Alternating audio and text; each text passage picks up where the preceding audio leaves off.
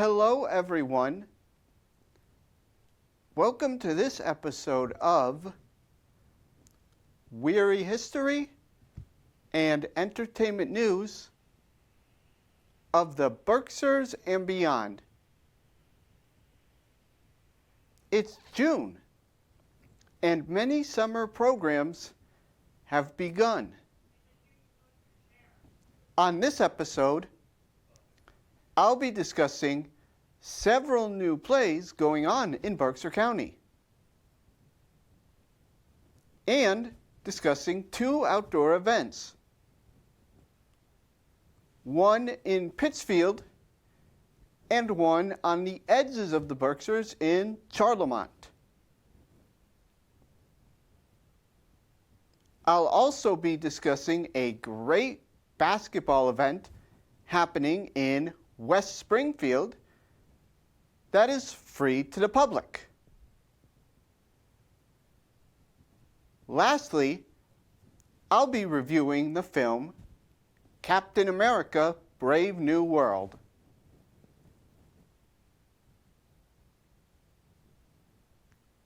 First, it's time for this episode's trivia question.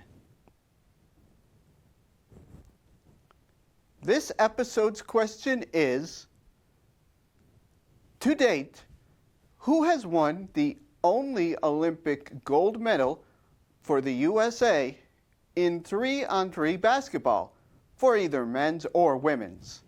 Now, for this episode's local headlines. For our first stop, we'll be visiting another local theater company. Barrington Stage Company in Pittsfield is putting on two plays. The first is N/A. Inspired by real-life political leaders, but not based on actual events, this brand new play allows viewers to be a fly on the wall for a riveting congressional class of wills. The play was written by Mario Correa, directed by Katie Byronboim, and stars Diane Guerrero and Kelly Lester. The show is currently ongoing.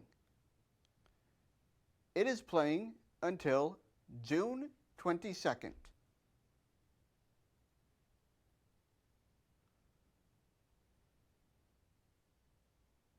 The other show going on is Camelot.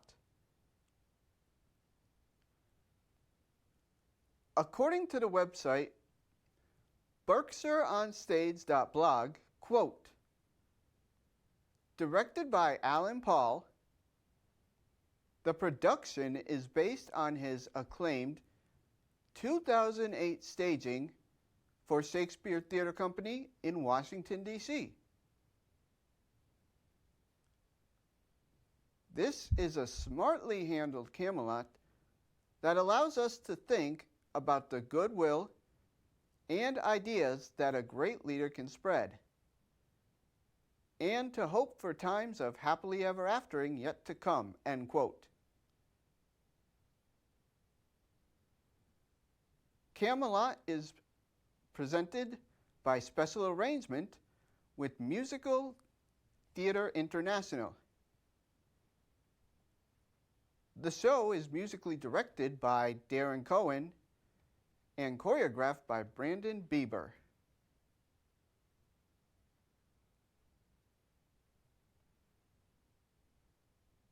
Camelot will be playing from June 29th through July 19th.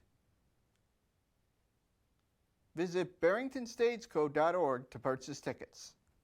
Up next, we will be visiting Berkshire Theatre Group for a concert. Pink Floyd's The Wall, a theatrical concert. After an electrifying and highly successful run last year,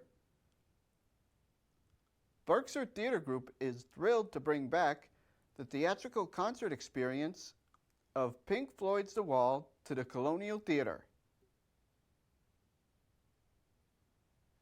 This unforgettable production returns due to overwhelming demand, offering audiences another chance to experience the sonic and visual spectacle of one of the most imaginative and influential albums in rock history. This BTG-produced concert event transforms the Colonial into an immersive Pink Floyd experience, featuring Berkshire Theater Group alum Mike Wartella and the renowned Pink Floyd tribute band Beyond the Wall. Audiences will be enveloped in the album's legendary soundscape, brought to life with dazzling visuals, stunning effects, and the same musical complexity that made The Wall a cultural landmark. Up next, Tanglewood in Lenox has a major performance in June. Award-winning jazz pop singer Jon Batiste will be performing. Jon Batiste first gained fame when he served as the band leader and musical director of The Late Show with Stephen Colbert from 2015 to 2022. In 2020, he won an Academy Award for Best Original Score for the Disney Pixar film Soul, alongside Trent Reznor and Atticus Ross. He is the second black composer in history, after legendary jazz musician Herbie Hancock, to win an Academy Award for composition.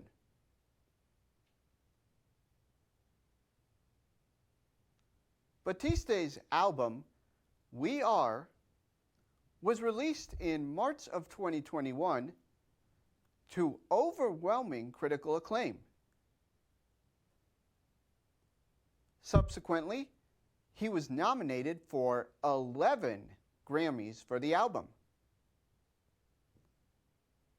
Even more impressively, We Are earned nominations in multiple genres: R&B, American roots, and contemporary Christian, a wide level of genres.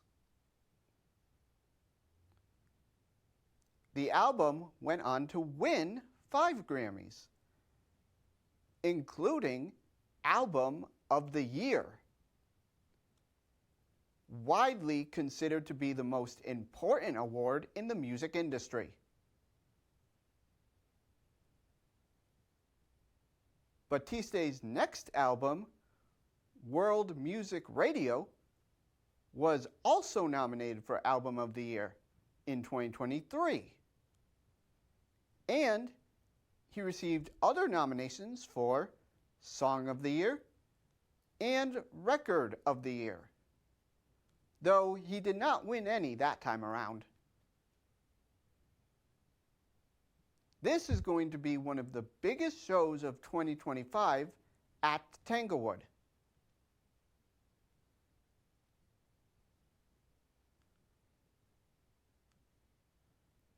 Jon Batiste will be performing at Tanglewood on June 28th. Visit bso.org to purchase tickets. Please note that this is the only place to purchase them. For our next story, we are going to be going to the Clark Art Institute in Williamstown for an exhibit called Groundwork, curated by independent art historian Glenn Adamson. Groundwork 2025 features a dynamic range of outdoor presentations by international artists such as Yo Akima, Laura Ellen Bacon, Abubakar Fofana, Hugh Hayden, Milena Neff, and Javier Senosayan that respond to the Clark's unique setting while expressing ideas core to each artist's individual practice.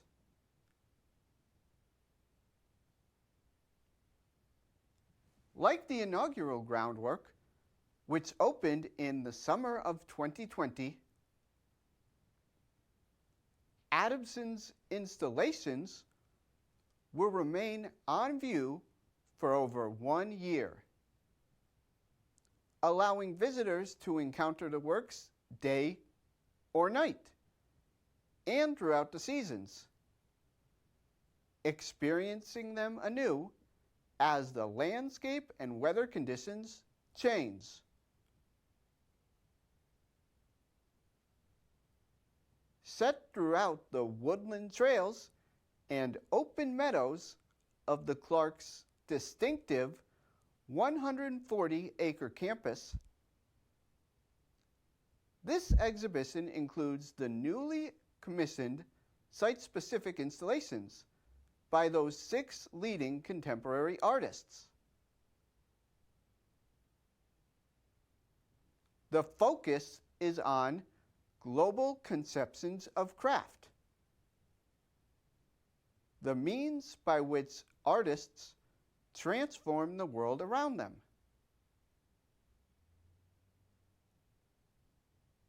In Eurocentric art history, it has long been accepted as a practice to draw a firm line between craft and fine art. In many parts of the world, however, no distinction exists. Rather, there is a holistic domain of making and meeting. In surveying craft across cultures and practices, Groundwork 2025 aims to transcend the question, is it art or is it craft? And instead highlight craft as a motor for artistic expression.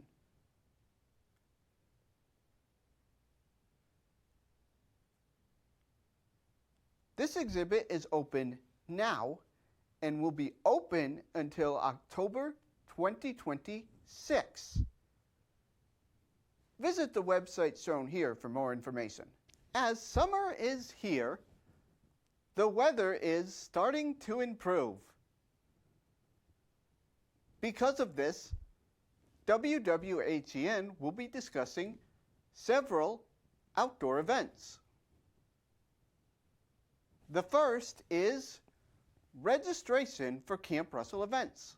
Camp Russell is a popular summer place for children of all ages. As a kid, I was part of this camp, so I'm passing it on to the next generation. There is a wide range of activities for children of all ages, and they change every hour. It is sponsored by the Boys and Girls Club of the Berkshires. There are 2 types of camps: day camps and sports camps. In day camp, the groups will have an individual schedule that follows an itinerary of activities such as swim time, nature adventures, arts and crafts, and group games. In sports camps, campers will have the opportunity to pick between different sports activities and games throughout the day.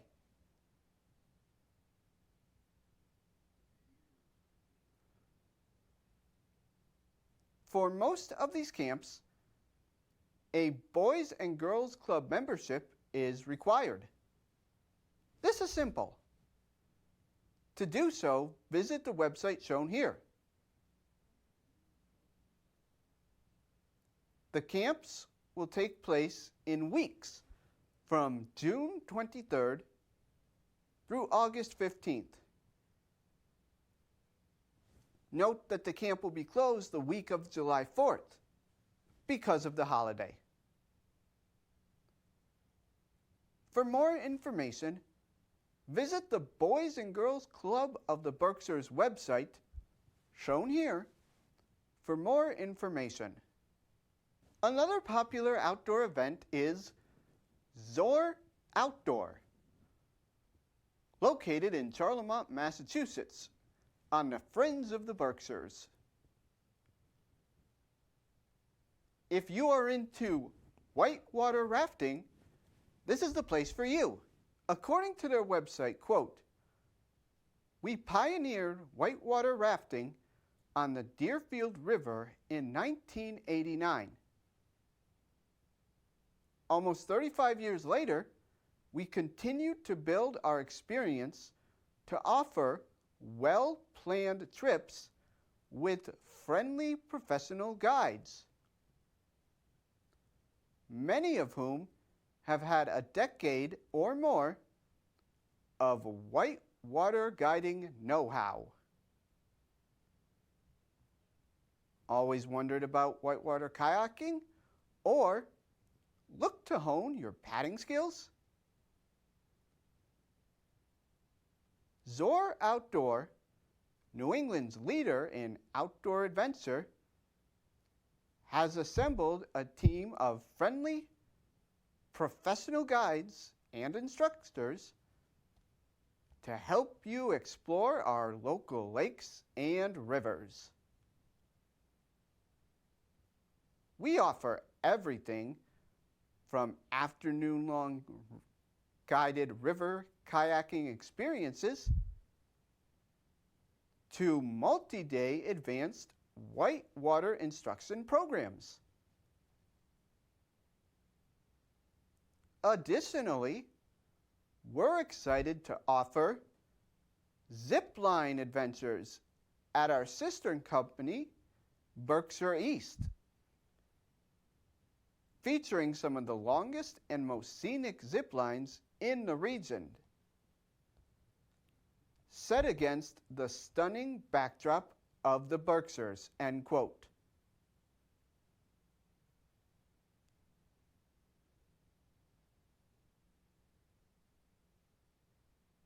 Zoar Outdoor is located on 7 Main Street in Charlemont, Massachusetts.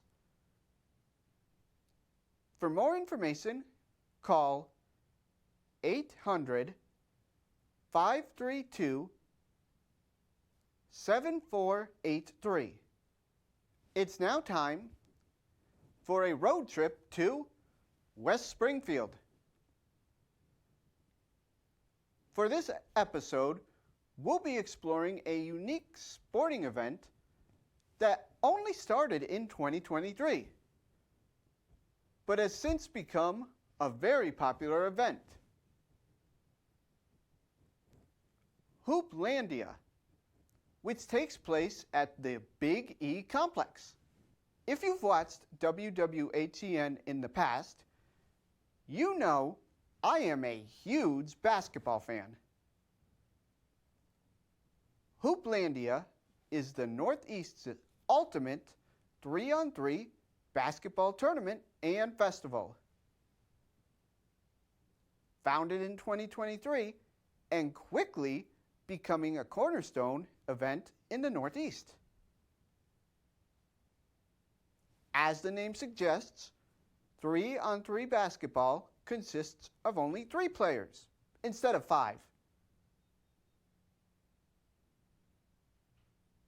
3-on-3 basketball is on the rise ever since it started at the 2020-2021 Summer Olympics.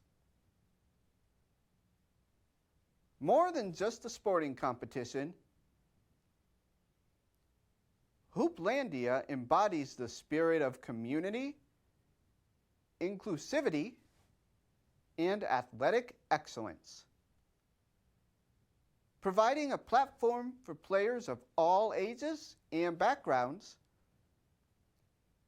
to come together and celebrate the game they love.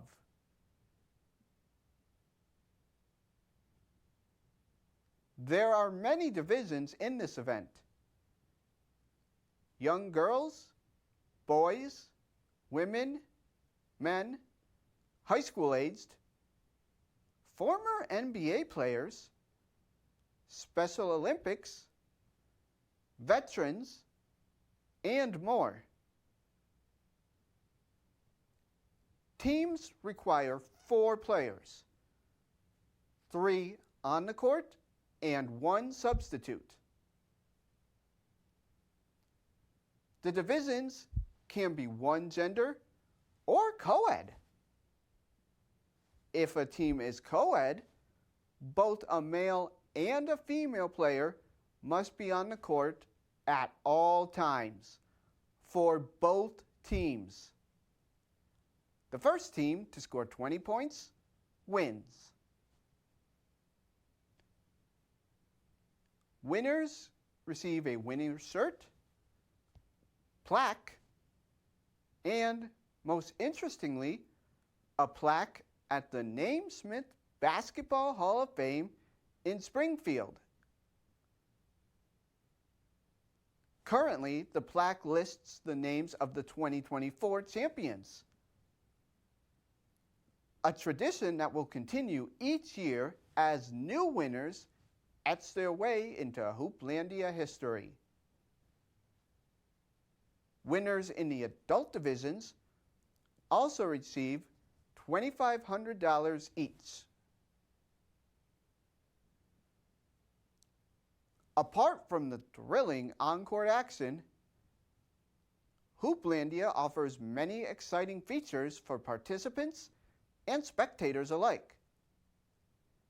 With entertainment, food, and activities for the whole family, Hooplandia is an experience that extends far beyond the basketball court.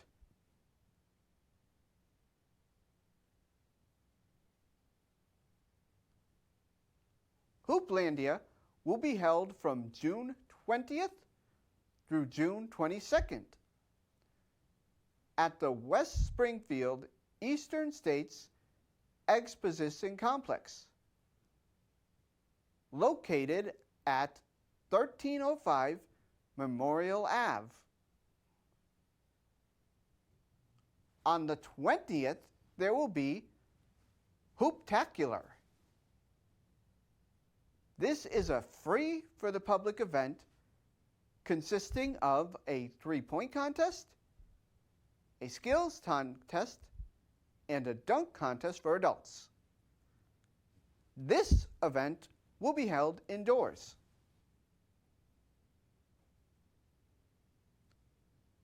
On the 21st and 22nd, all events will be held outdoors, unless it is raining. In that case, the events will be moved inside the buildings at the complex.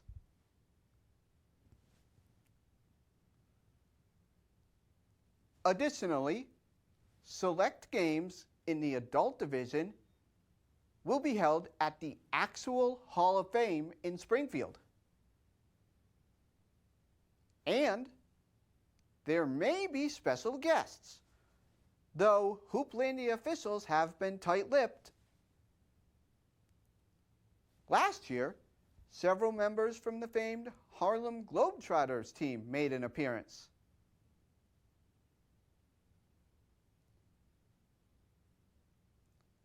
Aside from parking, Hooplandia is free for all audiences.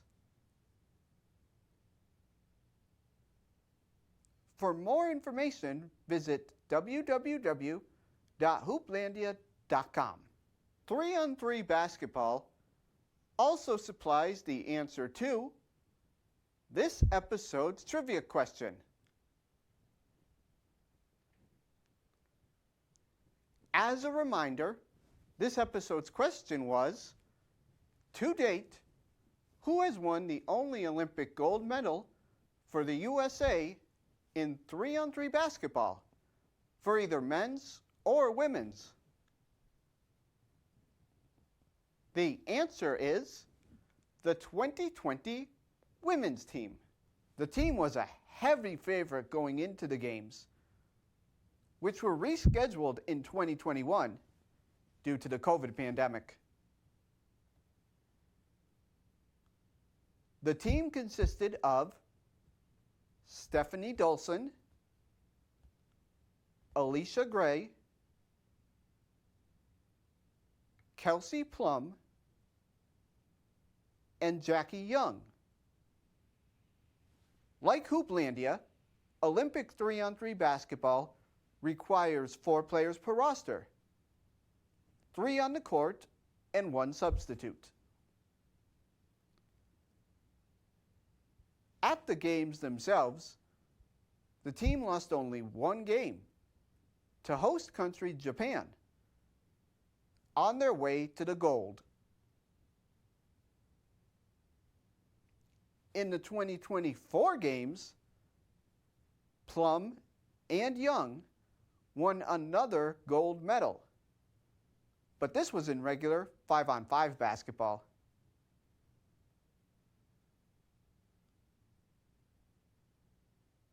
By the way, starting next episode, WWHEN will start the discussion of another basketball story, the Hall of Fame Spotlight. It's now time for this episode's movie portion of WWHEN. For this episode, we'll be reviewing another Marvel film, Captain America: Brave New World. Because this is a Marvel movie, you know the drill.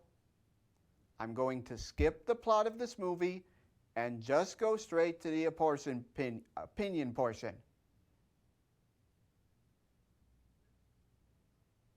On the last episode of WWHEN, I discussed how the Thunderbolts movie was one of the better Marvel films to come out in a while.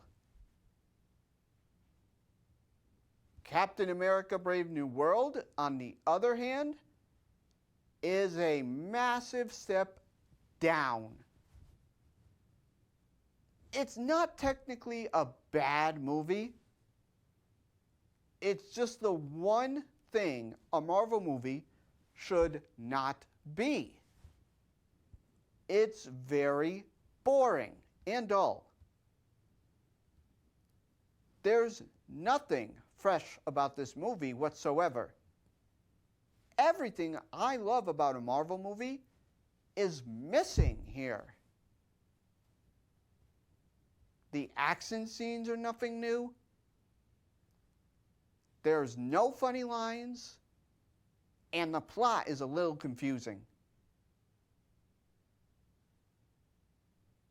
Also, this is the first Marvel film that I would consider skipping the post-edit credit scenes. The scene almost felt like it was added at the last second. After the highs of the Thunderbolts, Brave New World is clearly the low. On a scale of 1 to 10, I'm sorry, but I can only give Brave New World a 5.